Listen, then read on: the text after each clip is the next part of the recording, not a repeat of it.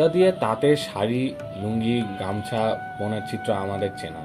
তবে আপনি যে সুতা রং করার দৃশ্য দেখছেন, এটি কেবল কাজ নয়, এটি 400 বছরের পুরনো এক জীবন্ত ঐতিহ্য, যা মুঘল আমল থেকে চলে আসছে প্রজন্মের পর প্রজন্ম।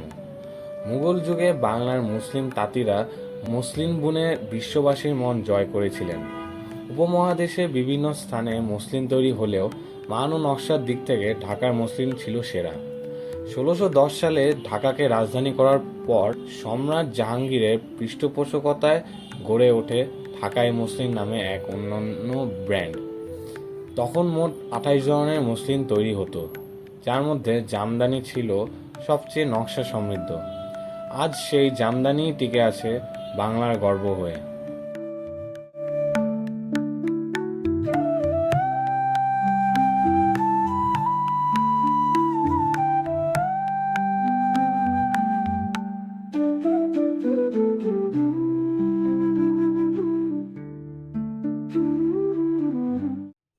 রূপগঞ্জের এই তাঁতিরা সাধারণত জামদানি তৈরির জন্য সুতা সংগ্রহ করেন নারায়ণগঞ্জ থেকে। বেশিরভাগ সময় তাঁতিরা সাদা সুতো কিনে আনেন, যাতে নিজেদের প্রয়োজন অনুযায়ী বিভিন্ন রঙে রাঙাতে পারেন বাড়িতেই। আবার কেউ কেউ সরাসরি চাহিদা অনুযায়ী রঙিন সুতা কিনে নিয়ে আসেন।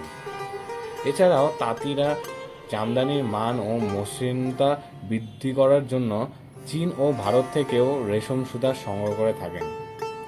এই সুতাগুলো বিক্রি হয় বেল হিসেবে, আর সুতার কাউন্ট অনুযায়ী প্রতিটি বেলের দামও ভিন্ন হয়।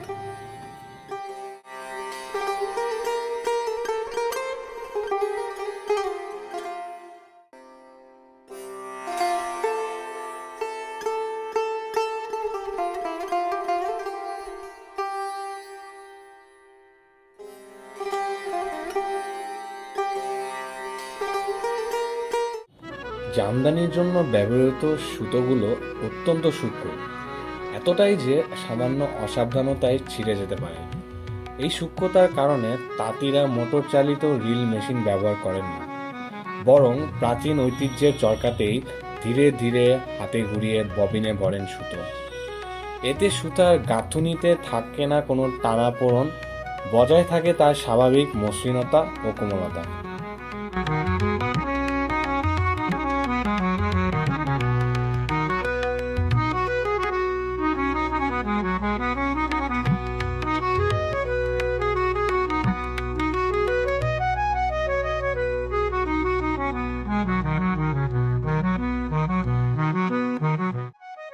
এই হলো তাঁতঘর, যেখানে প্রতিটি তাঁতে পাশাপাশি বসেন দুজন কারিগর। নিখুঁত সমন্বয়ে তারা এগিয়ে যান জামদানির সূক্ষ্ম বুনন আর নকশার কাজ। প্রতিটি শাড়িতে ফুটে ওঠে তাদের নিপুণ হাতের জাদু, শিল্পের অসাধারণ প্রকাশ। একটি বড় তাঁতঘরে সাধারণত 10টি পর্যন্ত শাড়ি থাকে, যেখানে একসাথে চলে জামদানির বুনন। আর ছোট তাঁতঘরে সাধারণত দেখা যায় 3 থেকে 4টি শাড়ি। এই নকশা তৈরির পদ্ধতি অর্থাৎ traditional art of Jamdani weaving 2013 সালে ইউনেস্কোর স্বীকৃতি পেয়েছে world intangible cultural heritage of humanity হিসেবে। জামদানি সম্পূর্ণভাবে হাতে তৈরি হয়। এর প্রতিটি সুতো, প্রতিটি নকশা, প্রতিটি ধাপ যায় ধৈর্য, মনোযোগ আর নিখুঁত দক্ষতা।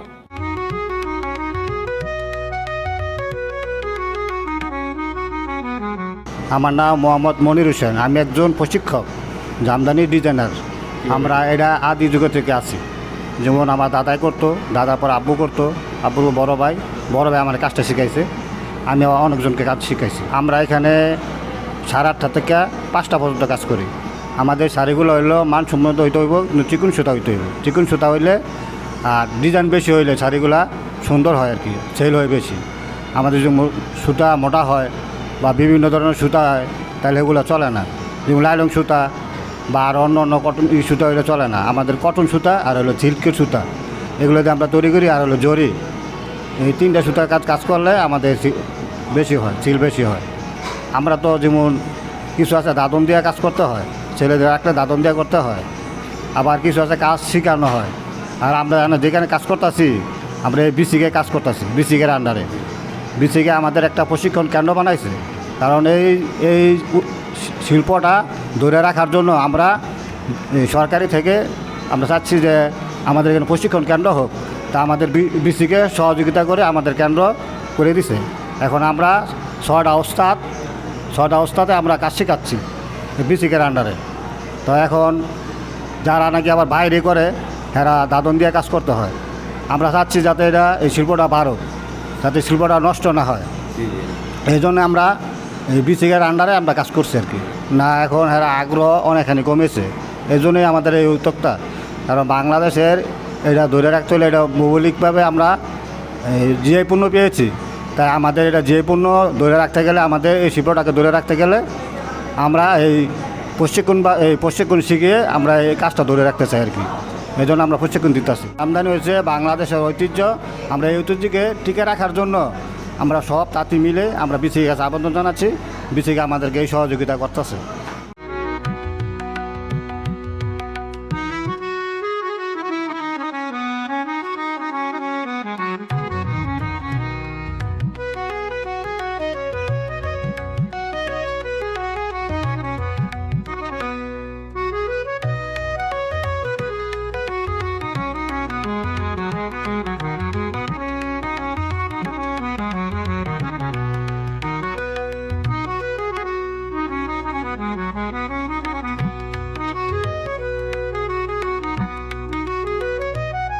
ডিজাইনগুলো যেমন আমরা আদি যুগে যে ডিজাইনগুলো আছে, করলা পাড়, ইঞ্চি পাড়, মানে পাড় বলে আর কি। তারপর হলো ডালম ফুল, তুরুম ফুল, শাপলা ফুল। আমাদের একটা আইডিয়া হয়ে গেছে, আমাদের মাথায় যেমন আপনারা পড়ালেখা করে একটা আইডিয়া হয়েছে যে এই পড়াটা পড়লে এটা হইব।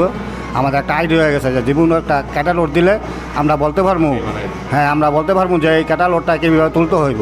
তা আমরা এই ক্যাটালগ দেখেই আমরা এখন শাড়ি তৈরি করতে পারি। মূল্যটা আমাদের একটা শাড়ি বানাতে গেলে যদি ডিজাইন বেশি হয় তাহলে ওটা সময় বেশি লাগবে। যেমন 1 সপ্তাহ বানাতে পারে এক শাড়ি, 2 সপ্তাহ বানাবেন 15 দিন, 3 সপ্তাহ 1 মাস। এটা হলো শাড়িটা ডিপেন্ড করে আপনার চিকন সুতা লাগবে আর কাজটা করতে হবে বেশি। যেমন 5,000 থেকে দৈরে আমাদের অনেক মূল্যবানের শাড়ি হয়। 5,000, 10,000, 15,000, 20,000, 1 লাখ টাকা পর্যন্ত, 1.5 লাখ টাকা পর্যন্ত শাড়ি আমাদের তৈরি হয়। আমরা তো তাঁতি মানুষ, যারা মাহাজনই করে, মানে মাহাজন বলি আমাদের গ্রাম ভাষায়, মাহাজন বলি। ওরা তো যেমন বেনিফিটটা আমার কাছে নেয় বেশি। আমরা তাঁতিরা যদি সরাসরি আমরা ক্রেতার কাছে বেচতে পারতাম, তাহলে যেমন মাহাজনরা একটা শাড়ি বানাইতে গেলে ধরুন 10,000 টাকা হইলে আমাদের দেখে 8,000, 2,000 টাকা বেনিফিট নেয়। তাহলে আমরা যদি সরাসরি ক্রেতার কাছে বেচতে পারতাম আর ক্রেতারা আমাদেরকে অর্ডার দিত, তাহলে আমরা এই 2,000 টাকা বেনিফিট আরও পাইতাম। তাহলে আমাকে উপকার হইতো, তাঁতিকে উপকার হইতো আর কি। এটা মাহাজনটা যেমন 10টা কাঠ বয়লো, 10টা তাঁতিতে শাড়ি নেয়, সপ্তাহে 10টা শাড়ি বানায়, 10টা শাড়ি থেকে 2,000 করে হইলে 10,000 টাকা নিয়ে গা। তারপর মাসে 40,000 টাকা নেয় গা, তাহলে তাঁতিকে কোনো লাভ হইল না। এই পরিশ্রম, শ্রাদ্ধ ও সূক্ষ্ম শিল্পকর্মটি বর্তমান প্রজন্মের অনেকেই আর শিখতে আগ্রহী নয়। ফলে জামদানির সঙ্গে জড়িত পেশাজীবীরা আজ শঙ্কিত। যদি নতুন কারিগর তৈরি না হয় তাহলে একদিন হারিয়ে যেতে পারে আমাদের গর্বের এই বিশ্বখ্যাত ঐতিহ্য।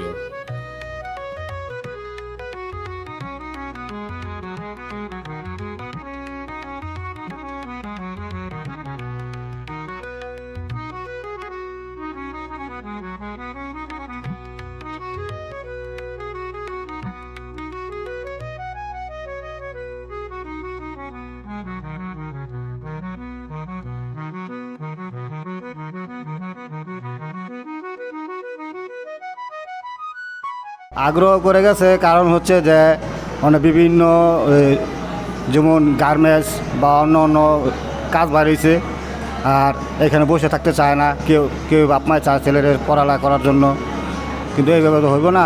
কারণ আমাদের এই কাজটা হচ্ছে যে ঘরে বসে কাজ করি, আমাদের একটা ঐতিহ্য জিনিস এটা। হ্যাঁ, আমাদের একটা ঐতিহ্য জিনিস, যে শাড়িটা পৃথিবীর কোথাও পাওয়া যায় না, এই বাংলাদেশেই পাওয়া যায়, কিন্তু ইন্ডিয়া হারা এই নকল করে। আমরা চাই না এই ইন্ডিয়ায় আমাদের শাড়ি নকল করুক, তার জন্য আমরা প্রশিক্ষণ কেন্দ্র বানিয়েছি।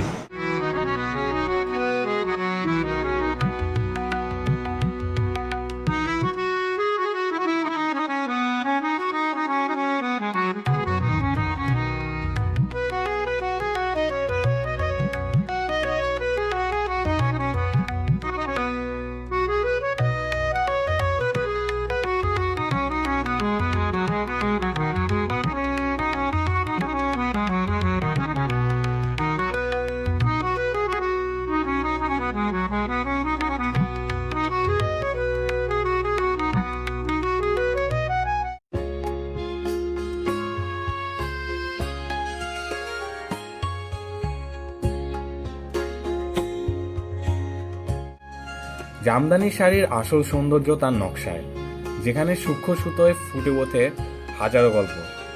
এক একটি শাড়ি যেন এক একটি শিল্পকর্ম। তাঁতিরা নকশার অনুপ্রেরণা নেন তাদের চারপাশের জীবন থেকে। দেখা যায় ফুল,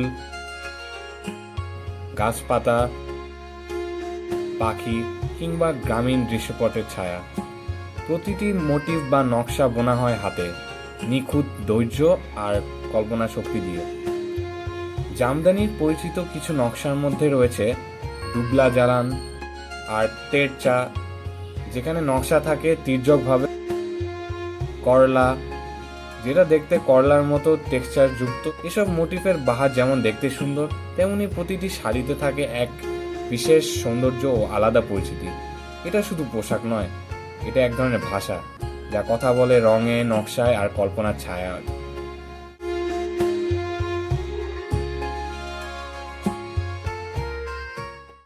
জামদানিকে এই টিকে রাখার জন্য, ঐতিহ্যকে টিকে রাখার জন্য, জামদানি একটা ঐতিহ্য, মুসলিম জামদানি শাড়ি, এটাকে ঐতিহ্যকে ধরে রাখার জন্য সরকারিভাবে ভালো করে পদক্ষেপ নিতে হইব।